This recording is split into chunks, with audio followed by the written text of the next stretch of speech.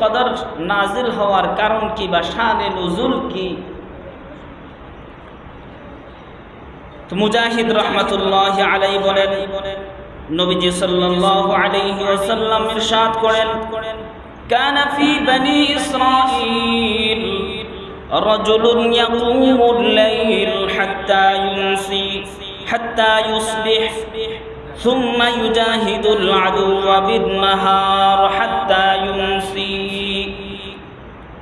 নবীজি বলেন, বনি ইসরাইলের মধ্যে একজন লোক ছিল, এমন এক আবেদ ছিল, এমন এক আল্লাহর ওয়ালি ছিল, যেই আল্লাহর ওয়ালিটা রাত্রি বেলায় নামাজ শুরু করত, নামাজ পড়তে পড়তে ফজর করে দিত, ফজর পর্যন্ত নামাজ আদায় করত।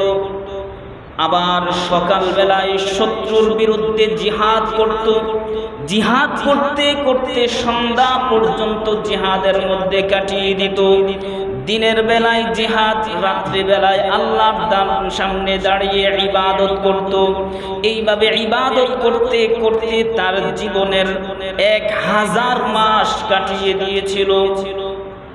এবার আল্লাহর রাসূল যখন এই ঘটনা সাহাবীদের সামনে বললেন, সাহাবায়ে কেরাম রাদিয়াল্লাহু তাআলা আনহুম মনের মধ্যে একটা আফসোস জাগলো, ওগো আল্লাহর রাসূল, 1000 মাস পর্যন্ত ইবাদত করা এটা আমাদের পক্ষে সম্ভব নয়, উম্মতে মুহাম্মাদের জন্য সম্ভব নয়, তাহলে আমরা তাদের থেকে পিছিয়ে গেলাম। সাহাবীদের এমন আফসোসের কারণে আল্লাহ তাআলা এই সূরাতুল কদর দিয়ে জিবরাইলকে পাঠিয়ে দিলেন। জিবরাইল আলাইহিস সালাতু ওয়াস সালাম নবীজির কাছে এসে তেলাওয়াত করে শুনিয়ে দিলেন, ইন্না আনজালনাহু ফি লাইলাতিল কদর ওয়া মা আদরাকা মা লাইলাতুল কদর লাইলাতুল কদরি খায়রুম মিন আলফি শাহর। অর্থাৎ রাত্রিবেলায় লাইলাতুল কদর আল্লাহ তাআলা উম্মত মুহাম্মাদকে দান করেছেন, যে উম্মত মুহাম্মাদের এই একটা রাত্রের ইবাদত 80,000 মাসের ইবাদতের চেয়েও শ্রেষ্ঠ। তাহলে অন্যান্য জাতি যেমন বনি ইসরাইল, তারা 1000 মাস দিনের বেলায় জিহাদ, রাত্রি বেলায় ইবাদত করে যেই স্তরে পৌঁছেছিল, উম্মতে মুহাম্মাদি এক রাত্রির ইবাদতের মাধ্যমে সেই স্তরে পৌঁছে যায়। এজন্যই আল্লাহর রাসূলকে এই লাইলাতুল কদর উম্মতে মুহাম্মাদিকে দেওয়া হয়েছে। 2 নম্বর রিওয়ায়াত, বনি ইসরাইলের মধ্য থেকে নবীজি একদিন সাহাবীদের সামনে 4 জন মানুষের কথা আলোচনা করলেন, যাদের একজন হলো হযরত আইয়ুব আলাইহিস সালাম, দ্বিতীয় জন ছিলেন হযরত জাকারিয়া আলাইহিস সালাম, তৃতীয় জন ছিলেন হিজকিল আলাইহিস সালাম, চতুর্থ জন ছিলেন ইউশা বিন নুন আলাইহিস সালাম। নবীজি সাল্লাল্লাহু আলাইহি ওয়াসাল্লাম সাহাবাদের সামনে এই 4 জন মানুষের কথা আলোচনা করতে গিয়ে বললেন, আবাদুল্লাহ 80 আমা লাম ইয়াসুহু তারফাত আইন। এই বনি ইসরাইলের এই 4টা মানুষ একাধারে লাগাতার 80 বছর পর্যন্ত আল্লাহ তাআলার ইবাদতে মগ্ন ছিল।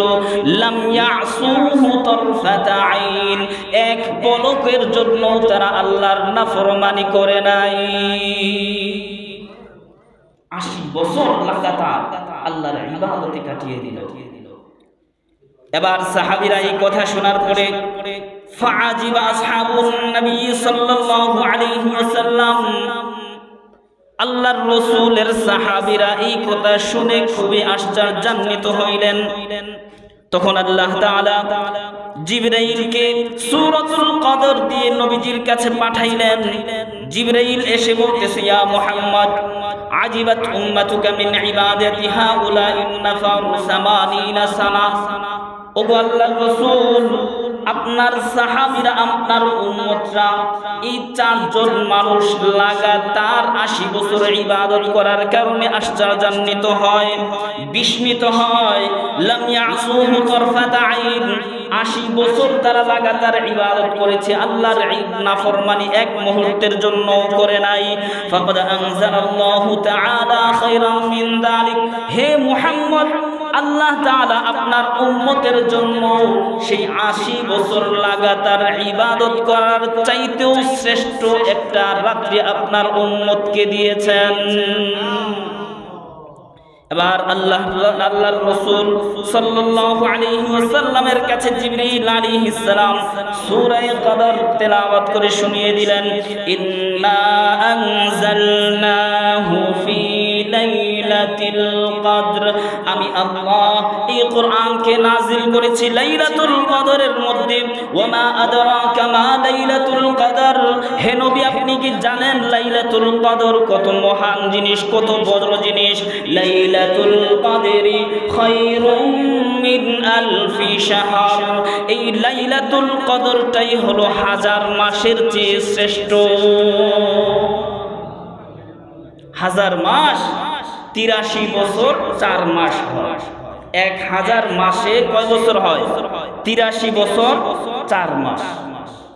এই 4 জন মানুষ বনি ইসরাইলের ইবাদত করছিল 80 বছর, কিন্তু আল্লাহ তাআলা উম্মতে মুহাম্মদীকে একটা রাত্র দিয়েছেন, যে একটা রাত্রের মর্যাদা 83 বছর 4 মাসের চেয়েও আরো বেশি।